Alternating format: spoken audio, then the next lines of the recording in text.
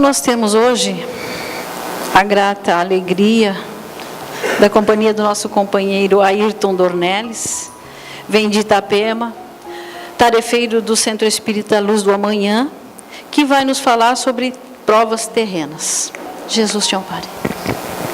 Queridas irmãs, queridos irmãos, que a paz de Jesus esteja conosco.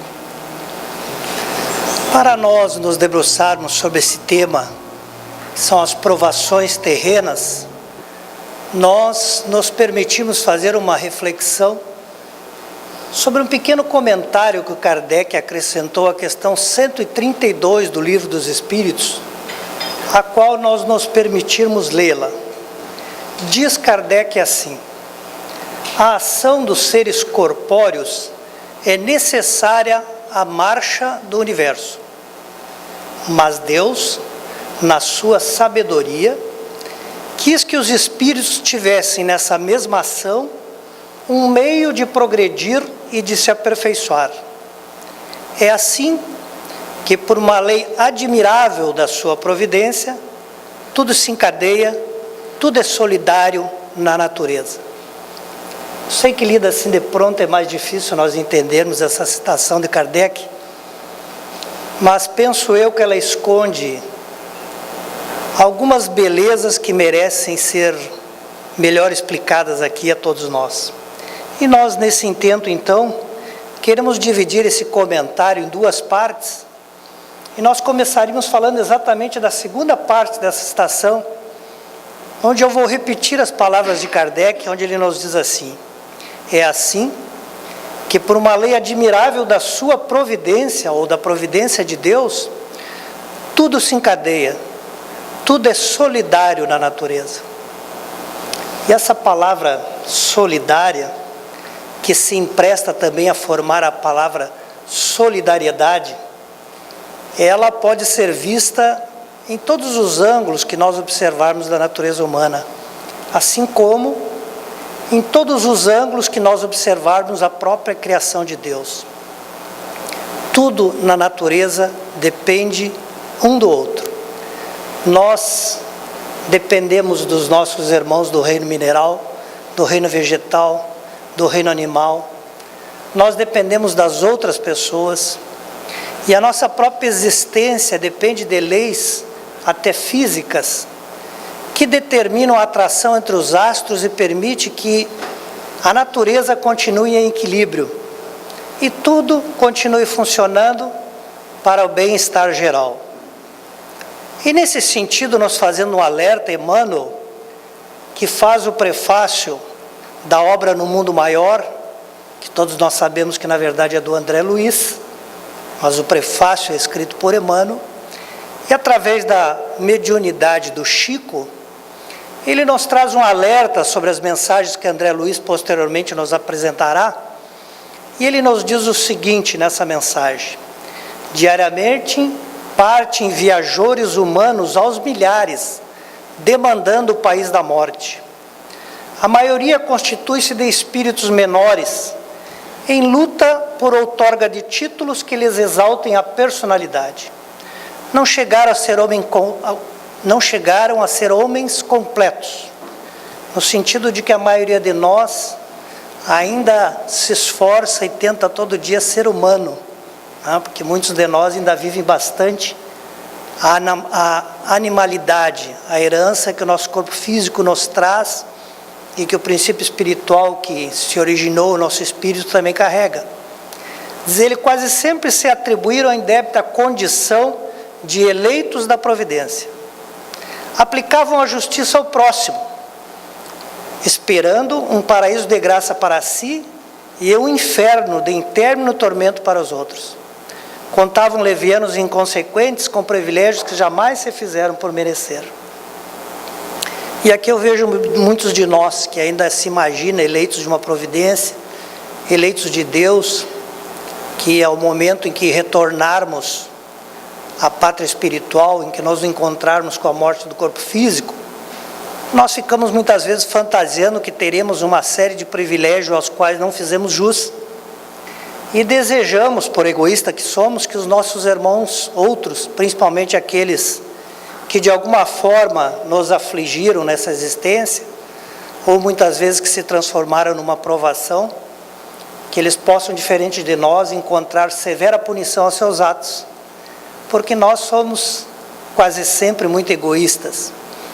Embora nosso Mestre Jesus tenha, durante toda a sua vida, se aplicado exatamente em servir ao próximo, em servir aqueles que necessitavam, em consolar as dores daquele que necessitavam, nós não conseguimos ainda examinar as suas palavras com a capacidade de torná-los as nossas vivências. Jesus, por exemplo, nos escreveu: todo aquele que quiser entre vós fazermos grande, seja vosso serviçal. E qualquer entre vós que quiser ser o primeiro, seja vosso servo. Bem como o Filho do Homem não veio para ser servido, mas para servir e para dar a sua vida em resgate de muitos. O nosso Mestre, o nosso exemplo, ele nos dá esse ensinamento, que a gente deveria estar na vida para servir, para ser de utilidade ao próximo, para ser de utilidade nessa obra da criação, nas palavras do comentário de Kardec, para que nós sejamos solidários uns com os outros. E nós, muitas vezes, não conseguimos perceber essa necessidade da solidariedade. O mundo é solidário, como eu disse. E nós, quanto mais nós evoluirmos, mais nós vamos adquirir a sabedoria. Nós vamos adquirir conhecimento, e esse conhecimento, aliada a uma visão mais clara, mais limpa das coisas, nos dará sabedoria. Quando nós estivermos da posse da sabedoria, que ainda não é esse momento, nós olharemos para todos aqueles que na nossa vida se transformam em verdadeira provação e veremos nele não espíritos do mal, não espíritos perversos que merecem a justiça severa de Deus. Nós olharemos e veremos que o que mais move quem está no mal é a ignorância, é a falta de conhecimento, é a falta de certeza no futuro, é a falta de convicção nos ensinamentos de Jesus. E quando nós os enxergarmos com a verdadeira visão, com a visão daquele espírito que já adiantou-se, nós então teremos uma grande piedade por eles. Veremos neles nós antigamente, nós outrora, no passado. E quando a gente empresta às pessoas a piedade, a gente então passa a amá-los. E nesse amor que nós vamos desenvolver por essas pessoas, nós então ficaremos como que verdadeiramente atados a eles, solidários. E não conseguiremos mais ser felizes se eles não estiverem felizes.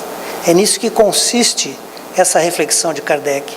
A felicidade, ela só é plena, ela só existe quando nós, adiantando-nos, levarmos conosco todos aqueles que pertencem ao nosso círculo familiar, social, do centro espírita, das nossas convivências, do nosso emprego. É essa a única felicidade que verdadeiramente resiste. E aqui eu lembro uma história que é de um filme americano, um filme que chama-se A Felicidade Não Se Compra. A maioria de nós não estava nascido quando ele fez, porque ele foi um filme que foi gravado em 1946, ou lançado em 1946. A maioria de nós nem sabe da existência desse filme. Mas ele é de um famoso cineasta americano, que é o Frank Capra. E vejam a peculiaridade desse filme, que nos interessa, porque ele conta a história de um espírito. 1946, um filme que fez bilheteria, que ficou famoso no mundo americano, mas fala de um espírito. E o grande desejo desse espírito é ele ganhar asas. Ele queria se tornar um anjo. Esse era o desejo que o movia. Então ele foi e entrevistou-se com outro espírito maior, já anjo, para saber o que ele poderia fazer para ganhar essa graça de receber as asas de anjo. Então foi-lhe dada uma missão. E essa missão foi que ele viesse à Terra e ajudasse um empresário. Esse empresário estava tomado pelo desejo de suicidar-se. Ocorre que fora sempre um homem bom, preocupado com o próximo. Mas porque caíra em certas artimanhas de um banqueiro que residia na mesma cidade que ele ele se viu à iminência de abrir falência. E envergonhado com aquela situação de ter que acabar os seus negócios, desempregar as pessoas que empregava, de se reconhecer, enfim, diante dos outros como um fracassado, a decisão dele foi fazer o suicídio. E a missão, então, desse espírito que desejava ser anjo era ajudar esse homem. E ele, então, desceu do céu, materializou-se na linguagem espírita, né? Se fez ver, né, pelos que estavam encarnados, e encontrou esse empresário numa ponte, prestes a lançar-se nas águas frias de um rio, onde então ele cumpriria o intento que já tinha decidido. E ele então chegou para aquele homem, não sabendo como proceder na sua ação, ele resolveu falar a verdade e contou a sua história, que ele era um anjo, que ele era um espírito que desejava ser anjo e que a sua missão era ajudá-lo. E ele então começou, sem pretensão de convencer aquele homem a nada, a dizer para ele que seria muito inútil a ação dele suicidar-se. E o homem disse: por que seria inútil? Por que você acha que eu me suicidar não é uma boa decisão? E ele disse: porque você precisa enfrentar as dificuldades para continuar ajudando o próximo. Ele disse: mas eu sou um fracassado, nunca ajudei ninguém. E ele me deu a oportunidade então de eu mostrar-lhe que você tem utilidade, que você é importante. E o homem, não tendo nada a perder, disse: pois não, então me prove que realmente sou importante. E ele então passou a fazer o que nós espíritas chamamos um desdobramento, levando esse empresário a visitar o que seria o mundo se ele não tivesse passado por lá. Então a primeira coisa que ele levou ele foi para visitar um cemitério. E lá ele mostrou uma lápide que dizia o nome de uma pessoa, amigo dele. E ele riu-se e disse: mas esse homem está vivo, é meu amigo. Como poderia ter morrido nesse ano, se esse ano é lá atrás? E eu sei que ele está vivo porque convivo com ele. Mas você se lembra que você salvou ele do afogamento? Você se lembra que foi você que tirou ele do rio? Se você não existisse, ele então, de muito tempo já não existiria. E levou-no então a visitar uma senhora já com alguma idade, mas uma senhora muito desiludida da vida, muito amargurada, e ele disse: mas é minha esposa. Mas a minha esposa não é assim. A minha esposa é feliz, é vibrante, ama a vida. E ele disse: ela é a existência se ela não tivesse te conhecido. Se você não tivesse dado para ela uma vida em que ela pudesse desfrutar, que ela pudesse, através da família que vocês constituíram, realizar em prol deles, e se ela não tivesse as ocupações que você propiciou a ela, e o consórcio de vocês dois propiciaram a ela. E assim ele passou a mostrar uma série de coisas que na vida, a existência dele teria mudado totalmente o destino, até que de repente ele mostrou a própria cidade. E ele vendo a cidade diz: não pode ser minha cidade. Minha cidade nunca foi tomada de tanto vício, nunca foi tomada de tanta prostituição. E ele disse: essa é a cidade que existiria se por um acaso você não tivesse existido. Como empreendedor, você construiu casas populares. Como empreendedor, você deu mais dignidade e emprego para as pessoas. Você procurou sempre afastar daqui os malfeitores para que não atrapalhasse seus negócios. E com todas as suas ações, você garantiu que a cidade caminhasse bem. Mas se você não existisse, a cidade seria exatamente isso. E assim falando, então, foi mostrando as várias situações em que a vida dele era importante, e ele desistiu de realmente encerrar sua vida. Se viu convencido que ele precisava enfrentar mais aquela dificuldade, porque ele fazia a diferença.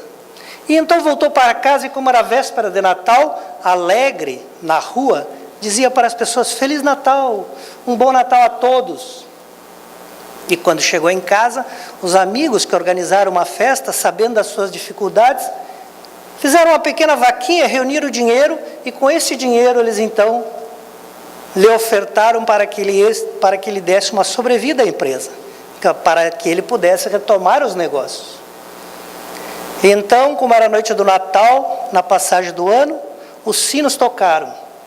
E ele, chamando sua esposa ao lado, disse: não dizem que quando os sinos dobram é porque os anjos, algum anjo ganhou asas?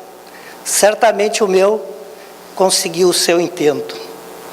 E quando a gente fala em ser solidário, muitas vezes a gente se esquece de perceber que realmente nós somos importantes na vida de algumas pessoas ou de muitas pessoas, que nós podemos ofertar o exemplo, que nós podemos ofertar para os nossos filhos o agasalho, o lar para morar, o bem-estar, que muitas vezes nas nossas palavras mais doces nós alcançamos o consolo, que muitas vezes numa ação despretensiosa socorremos a pessoa à beira de uma loucura, à beira de um acontecimento dramático.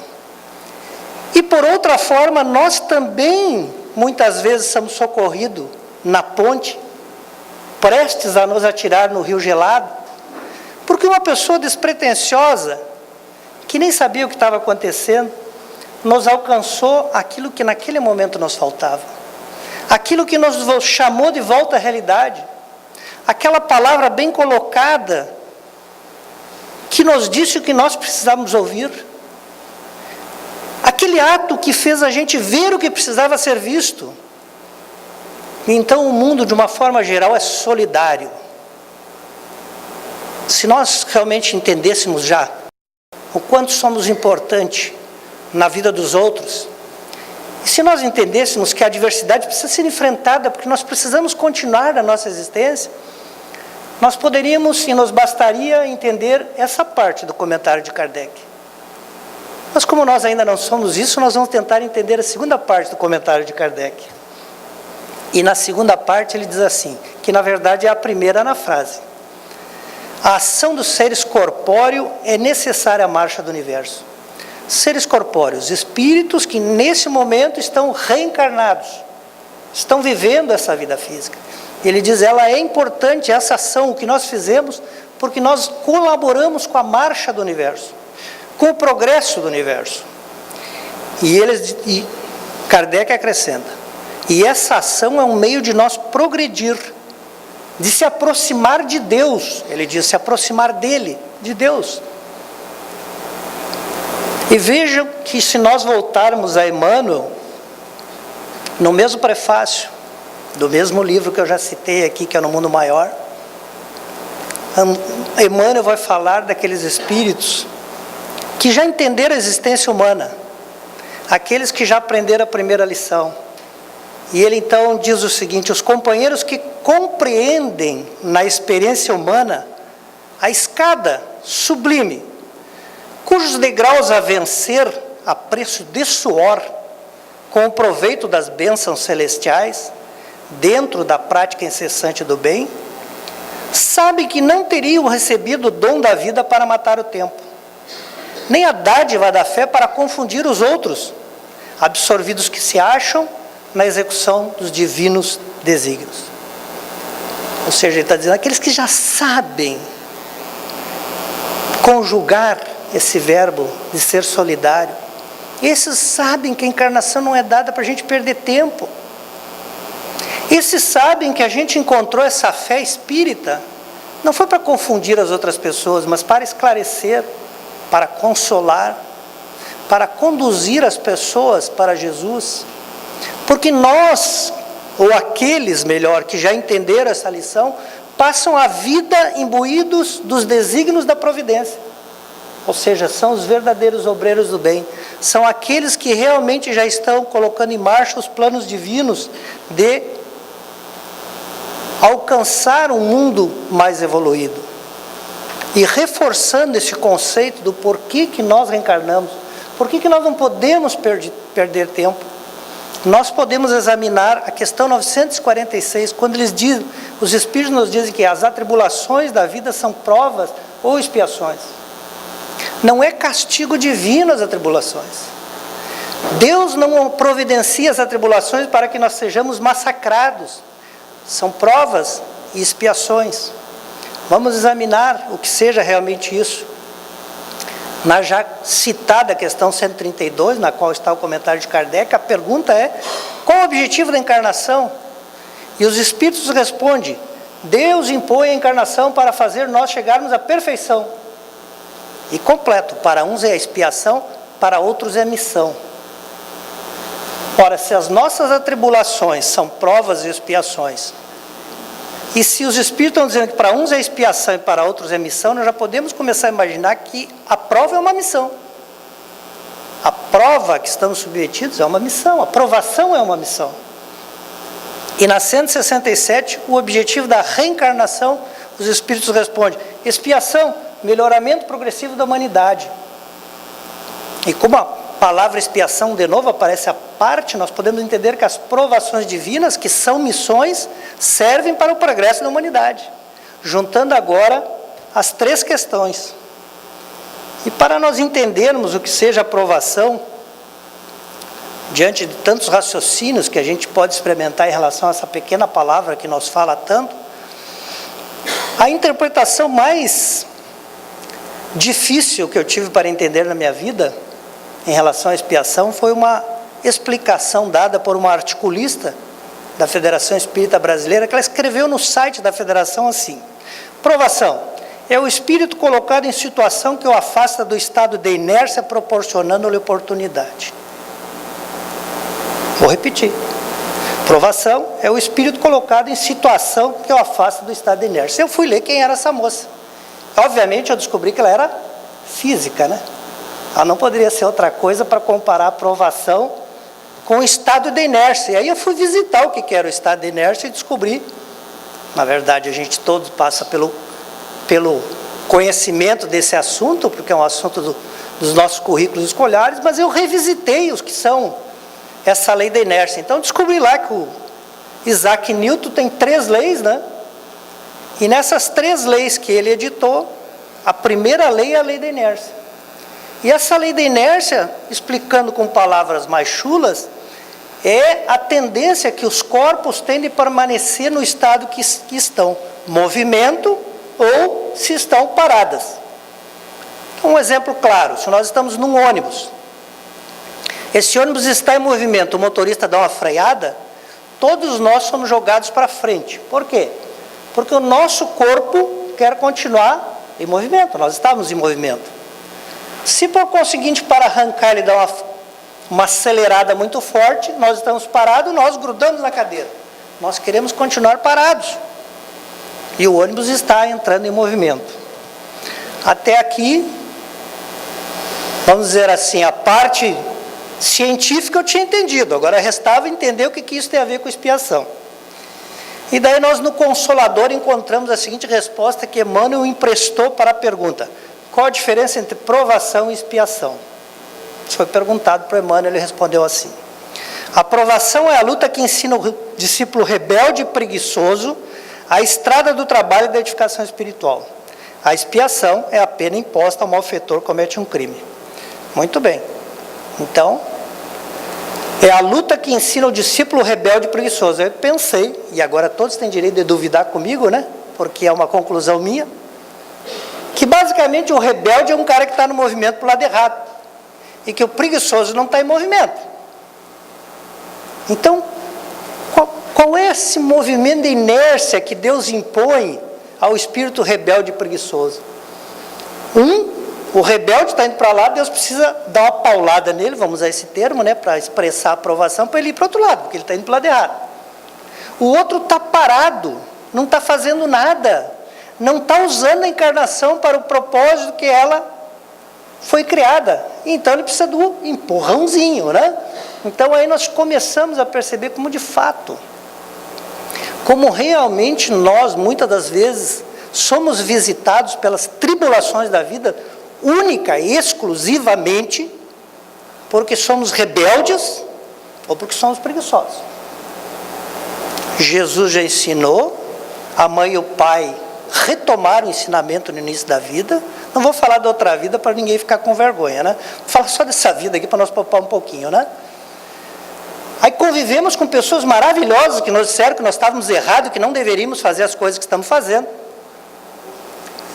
Aí viemos para dentro da casa espírita e a gente faz aqui uma purificação, né? Porque segunda, quarta, sexta, terça, todo dia tem lavagem cerebral, né, para aprender que tem que se modificar, e a gente continua indo para o lado errado. Os nossos excessos têm um limite. Há um limite. E nesse limite a gente precisa ser contido. É necessário que alguém nos dê limite. E quem nos dá, em última instância, é a providência divina. E outros, por sua vez, reencarnam e diz aqui, vim para as alegrias, né? O primeiro choro não é um choro. Ele está querendo dizer, eu vim para as alegrias. Eu só vim aqui para aproveitar o negócio. Vai que na outra encarnação vai estar pior. Eu queria garantir para vocês, aqueles que estão aqui para aproveitar, na próxima encarnação vai ser pior. É certo, não tenho dúvida. Só que pode ser melhor se a gente fizer o bom uso daquilo que a gente tem de oportunidade.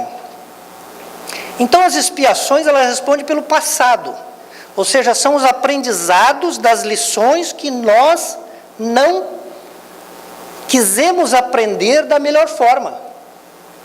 São experiências de aprendizado planejadas com base no que nós já fizemos e que precisa ser aprendido. E a prova, é o que nos coloca numa situação melhor. É aquele que nós dissemos, olha, eu tenho dificuldade com o irmão. Na outra encarnação a gente tinha algumas dificuldades, coisa pouca, a gente se matou durante 3 encarnações, na outra a gente, né, quase se matou, e assim a gente está por um fio. E agora eu preciso me resgatar com ele, né? Eu preciso, né? Nós já passamos por algumas encarnações que eu aprendi que não pode ser assim, ele já aprendeu que não pode ser assim, agora eu preciso provar que esse troço tudo está aprendido. E isso vai me colocar numa condição melhor. Nós escolhemos as provas terrenas. A mais das vezes, quando o espírito já tem um pouquinho de entendimento, ele é orientado, então ele escolhe, eu quero esta aprovação, eu quero aquela aprovação, porque essa é realmente aquilo que eu preciso provar para mim mesmo, que eu já consigo superar, não é para os outros. Eu preciso provar para mim que eu já passei por isso, que isso já foi vencido, para que eu faça jus a estar melhor. Melhor porque alguém vai me dar o melhor, não porque eu vou me sentir melhor, porque eu vou me sentir agora uma pessoa melhor, uma pessoa que já sabe fazer isso, que já passou por isso, que já tem condição de realmente ir à frente. E lá no Evangelho, nas causas anteriores da aflição, os Espíritos então nos esclarecem derradeiramente. Eles dizem assim, a expiação serve sempre de prova, mas a prova nem sempre é uma expiação. Tem gente que está em prova que não deve mais nada, é só a prova. Muitos de nós, a prova é uma expiação, porque é um erro do passado que precisa ser aprendido. Ainda é um aprendizado. Quando a gente era mais novo, tinha teste e prova. Não me olhe com esses olhos, que vocês também não são tão novinhos assim, muitos de vocês, né? O teste fazia parte da aprendizagem. Tinha professor que depois chegava na prova e dizia, agora a nota do teste não vale, só vale a da prova. O teste não estava valendo. Isso é coisa antiga, né? Mas funcionava. É mais ou menos isso. O teste é quando nós estamos em prova e expiação. Aquela situação que nós estamos vivendo é uma expiação, um aprendizado que nos serve de prova. E a prova realmente é assim, quando a gente está pronto e o professor diz, ó, pode ir fazer a prova descansado, você está bem, vai tirar uma nota boa, não tem problema nenhum, e a gente então se arvora. Tem chance de ceder? Os Espíritos dizem, nós continuamos de donos do nosso livre-arbítrio. Então nós podemos ceder ou não ceder conforme seja nosso desejo. E para finalizar, eu queria contar uma história aqui de um americano que chama Charles Plumb. Muitos de vocês já ouviram essa história, eu peço desculpa por repeti-la. Ele hoje tem 76 anos. E quem conta essa história é ele mesmo. Nas suas palestras ele conta essa história. Então ele, na verdade, saiu da Força Aérea Americana na condição de capitão, mas ele, ao ingressar no serviço militar nos Estados Unidos, ele ingressou na Academia Naval de Anápolis. Isso lá em 1964. Né? E, então, quando houve a guerra do Vietnã, dos Estados Unidos contra o Vietnã, ele já era piloto, e ele, então, serviu como piloto da Marinha nos Estados Unidos. E ele fez 74 missões bem-sucedidas. Quando veio a próxima, ele então estava lá bombardeando o Vietnã e ele foi abatido. E aí, quando foi abatido, ele fez o que os pilotos normalmente fazem, né? O avião vai cair, o piloto ejeta, né? Salta de cima a cobertura da cabine, ele também é ejetado no ar pelo assento e ele então abre o seu paraquedas. E ele então assim o fez. Só que ele caiu em território inimigo, caiu no Vietnã. E lá, obviamente, foi feito prisioneiro, como todos aqueles numa guerra que caem no território inimigo. E ele passou, então, 2.103 dias no Vietnã, dentro de uma prisão. Essa prisão, obviamente, não era nada parecido com o que nós estamos pensando agora, né? As prisões utilizadas na guerra, normalmente são cercados ao tempo, as pessoas ficam a maior parte do tempo sem cobertura, e de tempo em tempo elas são retiradas dali, são torturadas para dizer quais os planos que a Força Aérea, no caso americana, tinha, quais os planos que ele conhecia de combate. E assim ele passou 6 anos nessa tortura. E mesmo estando nessa condição, ele sempre foi distinguido entre os colegas, entre os compatriotas dele que estavam presos lá junto com ele.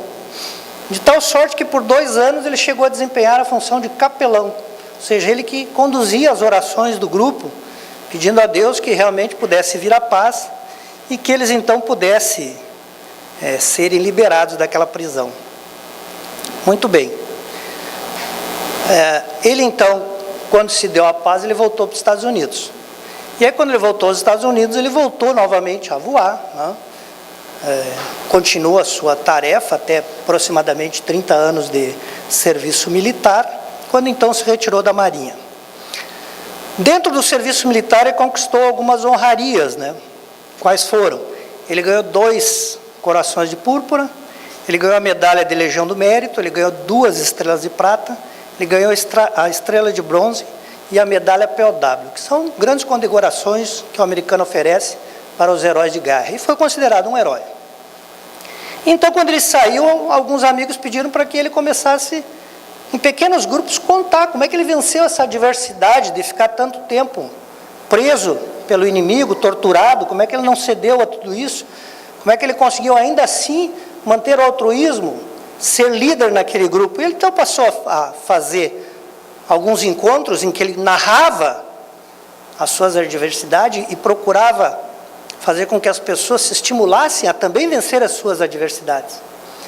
E acabou tornando-se um orador profissional. Hoje ele já fez mais de 4.500 palestras motivacionais para as pessoas que se interessam em ouvi-lo. E já participou de uma série de programas televisivos nos Estados Unidos, naqueles que são mais famosos, que levou a uma condição que hoje muita gente já conhece e já sabe quem é ele. Mas a história mais interessante que ele conta é que depois de uma dessas conferências ele foi para o bar. E lá ficou então, né, bebericando alguma coisinha, né? E uma pessoa que estava no bar começou a olhar muito para ele. E ele se sentiu meio constrangido com aquele olhar que era insistente, até que a pessoa não resistiu e perguntou se ele era o Plumb, né? Capitão Plumb, como ele era conhecido. O cara falou, sim, e ele respondeu, claro que sou. Disse, mas o senhor me conhece? Sim, eu conheço essas histórias. Eu servi no mesmo navio que o senhor também servia, porque os aviões decolavam do navio. Ah, muito interessante. Então o senhor... Qual era a sua função lá no exército? Eu dobrava os paraquedas. Naquele dia que o senhor sofreu um acidente e foi abatido, quem dobrou o seu paraquedas fui eu. Ele ficou espantado, ele nunca tinha pensado sobre isso. Ele pensava em toda a adversidade que ele enfrentou, ele pensava em 6 anos, preso, as torturas, o sofrimento, mas ele nunca pensou que ele poderia ter morrido se o paraquedas não abrisse. E naquela noite ele começou a pensar muito nisso. Que ele nunca valorizou a mão amiga daquele marinheiro, que não era um piloto, que era uma pessoa hierarquicamente menor, cujo trabalho realmente propiciou a todo o resto. E então, a partir daquele momento, ele sempre começa as palestras perguntando para a plateia: quem dobrou o seu paraquedas hoje? quase todos nós não fizemos a mesma pergunta.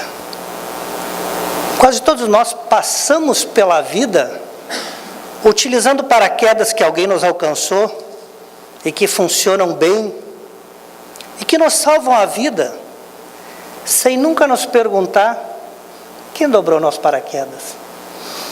Quem foi o anjo que queria asas, que nos visitou à beira do rio?